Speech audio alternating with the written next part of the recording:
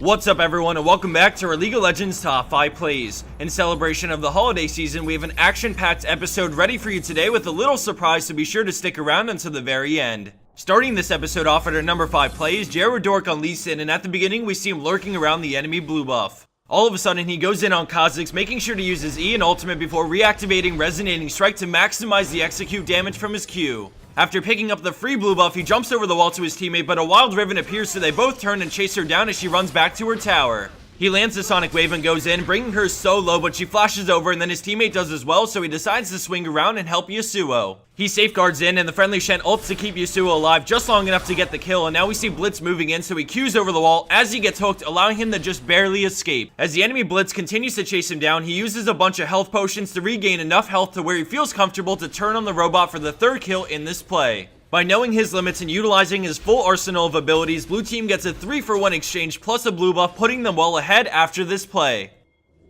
Coming in at our number 4 spot is XPride209 with a huge play on Orianna. At the start of this team fight, the friendly Ashe gets crushed by Evelynn, leaving blue team in a 4v5. As they start to turn things around, we slow it down and watch the ball move a short distance straight into a command shockwave and dissonance on all 5 members of the enemy team, completely turning this fight 180 degrees in the favor of blue team. They go all the way from a 4v5 with no AD carry to a 4-for-1 exchange and quadra kill for Orianna in the blink of an eye.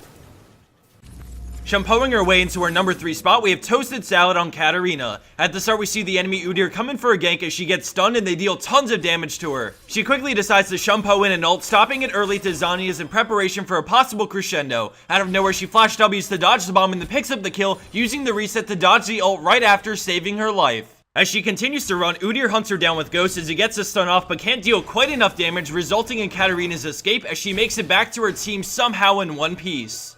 As the rest of the play continues, we slowly start to see red team come out ahead and eventually ace the enemy team, all thanks to some amazing moves from Katarina to get the kill and get out, while also setting up her team for a huge turnaround play.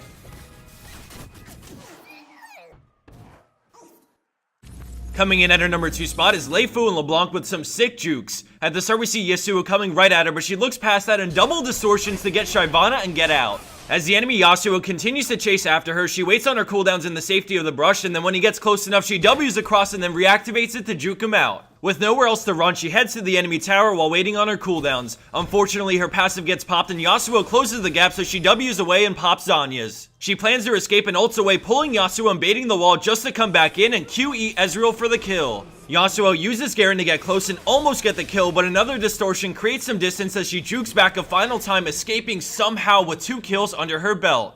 And for our number 1 pro play for this week, we have wrathofgodspam on Yasuo with a huge play to end the game. In the beginning, we see the fight starting, and when Jax misses his stun, Kennen goes straight in with his ultimate. As we slow it down, we see the True Shot Barrage go through, followed right after by a 5-man tornado from Yasuo, lining up a beautiful last breath on the entire enemy team. This completely seals the deal for this fight as he picks up the quad and aces the enemy team, ultimately resulting in a surrender from them, winning the game for blue team.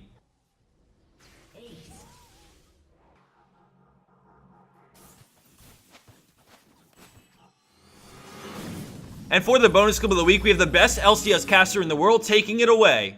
And we see Malzahar going down on Lux, shooting his laser all over her right away. But as he fails to get past second base, Lux will not be on the permanently receiving end of his crabs. And now Elise comes to join the party to have her turn of her own. But unfortunately, Malzahar's transmittable disease gets to Lux after all, accompanied by a full-on crab fan service, disabling her from finishing over Malzahar with a laser of her own, causing Elise not to want to have any further transactions with Malzahar. Remember kids, cleanse it before you Melz it.